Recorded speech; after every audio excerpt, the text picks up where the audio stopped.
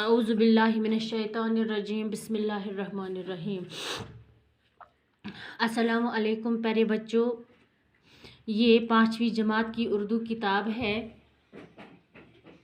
आज हमने इस किताब से एक मज़मून लिया है जिसका नाम है बीबी फ़ातिमा रज़ी अल्लाह ताला अन्हा। बच्चों चलो पढ़ लेते हैं इस शहज़ादी के बारे में। ये एक ऐसी खातून है जिसको जन्नत की सरदार कहा जाता है। बीवी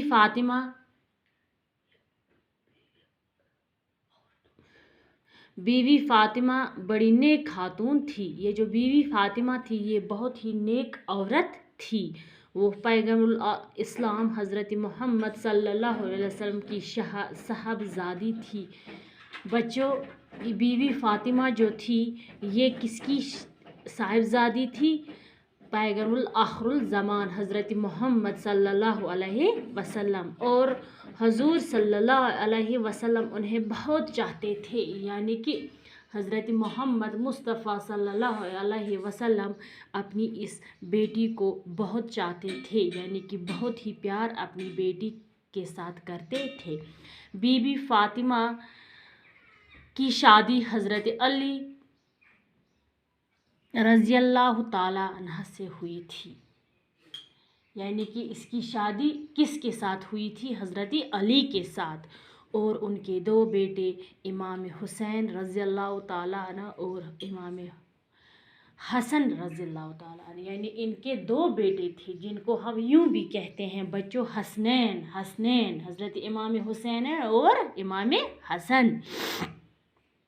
बीबी फ़ातिमा रज़ी अल्लाह ताला अन्हा बड़ी खिदमत गुजार और मेहनती खातून थी। ये क्या थी? बहुत ही खिदमत गुजार और मेहनती खातून थी।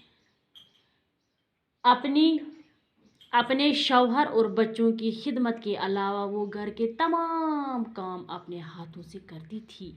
बच्चों ये वो खातून थी जो अपने शौहर और अपने बच्चों की खिदमत के अलावा घर के तमाम काम अपने ही हाथों से करती थी। खाना पकाती, बर्तन साफ करती, झाड़ू देती और अपने हाथों से चक्की में आटा पीसती, यानी कि खाना भी पकाती थी, झाड़ू भी देती थी, कपड़े भी धोती थी, बर्तन भी साफ करती और साथ साथ आटा यानी कि चक्की से आटा भी पीसती थी।